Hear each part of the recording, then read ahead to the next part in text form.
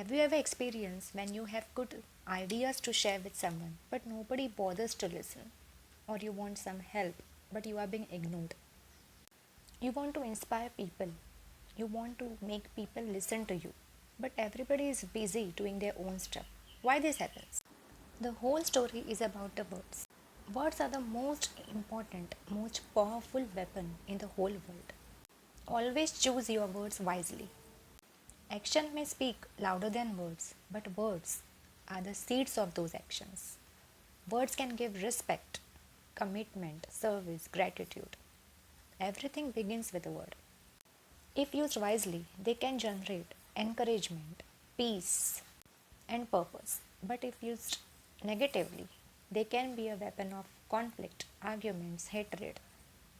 In this video, I will tell you the effective way of communication that would harness the power of words. If you want help with something, you just say sentences like pass me the bread or carry my bags. These are too direct. Make them polite. You just have to make the sentences in a more polite way, like could you pass me the bread? Could you carry my bags? Or just say, would you mind carrying my bag?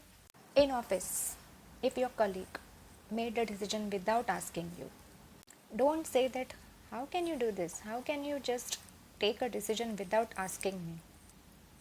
Don't accuse someone of doing something wrong. Just say in a more polite way, help me understand how you made that decision. If you want someone to study about a specific topic, just say, would you be open to the possibility about learning this topic? If someone asks you a question, don't say that, I don't know, I don't have any idea. This would be very rude.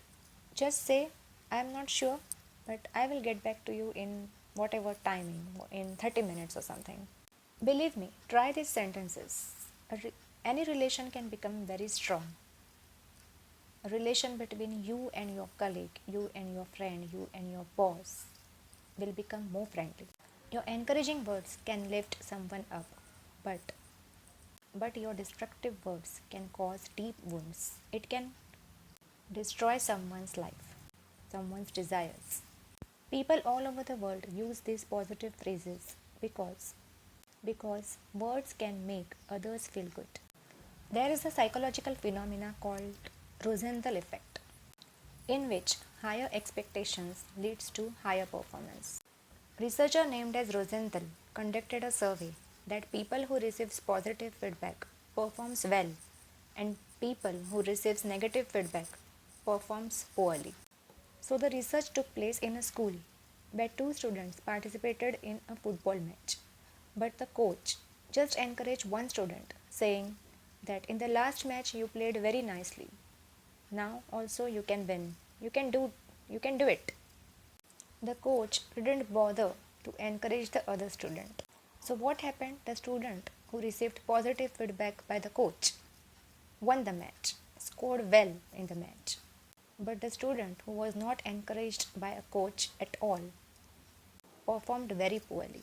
The words we use and how we use them can bring the world or the community together. Remember one thing, your words are always remembered. For example, if the teacher tells a student that you are not going to be a good student, that comment, which could mean nothing to a teacher, but that comment will always be remembered by a student. If an employee is capable but is not reaching its potential, a little encouragement by a boss can make the employee feel valued or comforted.